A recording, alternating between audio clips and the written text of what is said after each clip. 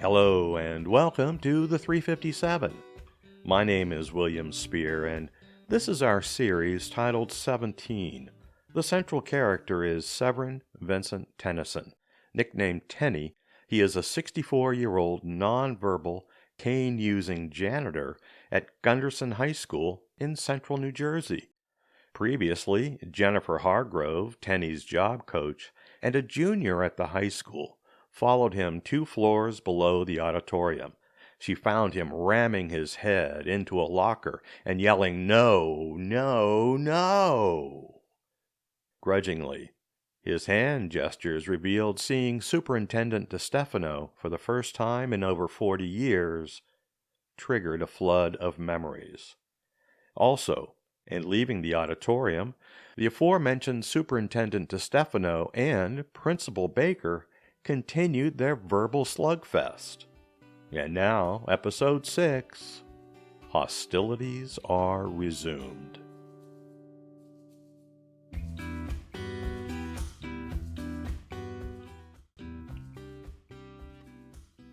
Di Stefano tracked her prey with ruthless intent. She was in lockstep with and hard on the heels of Principal Baker and fired continuously.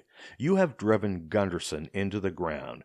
You've cut programs and lost students for 15 years. You've destroyed one of the leading high schools in the district. You've... I'm talking and ordering you to stop." Baker spun around and shot back. "You can't order me. I'm fired." Then she stepped towards the super, took another step, and counterattacked.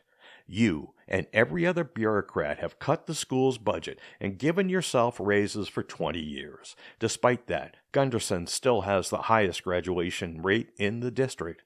But the real crime..." Baker let her words hang in the air like an incoming grenade, and Di Stefano took the bait. "Go on, you have the floor." The corner of Baker's mouth curled up with an assassin's delight. She built from a whisper. "The real crime is that you've never admitted your brother's death. The entire town went to the funeral, but you didn't go."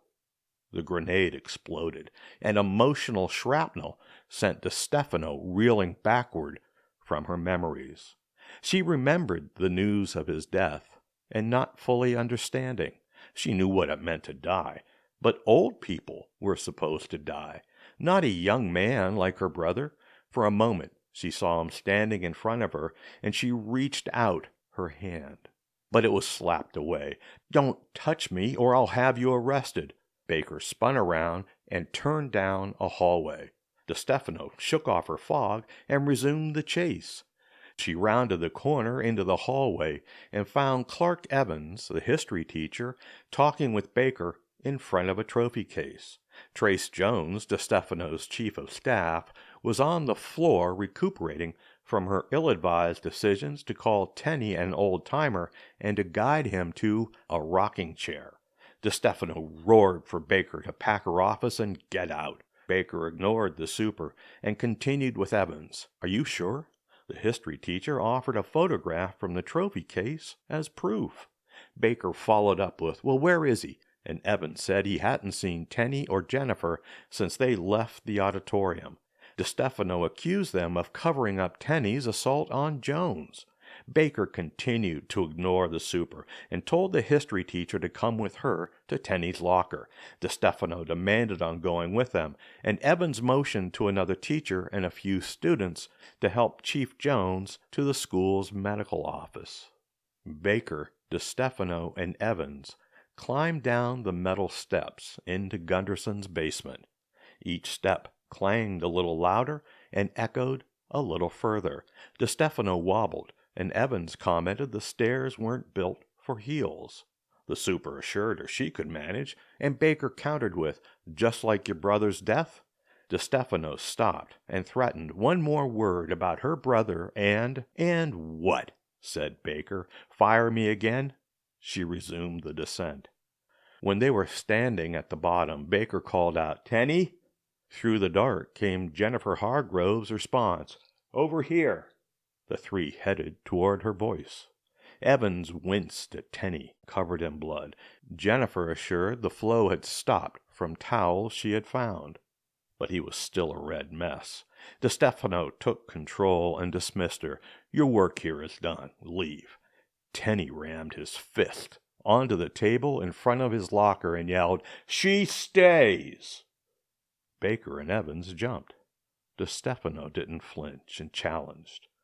Or what? Tenny reached into his locker, slammed a wooden box onto the table, and growled, "Or this." He took his hands away from the box, and it was labeled Patterson Firearms Company.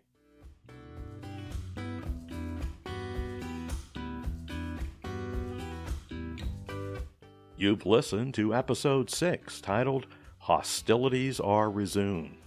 Theme music is through the courtesy of Lemon Music Studio.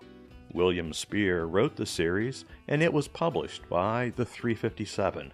Thank you for your attention.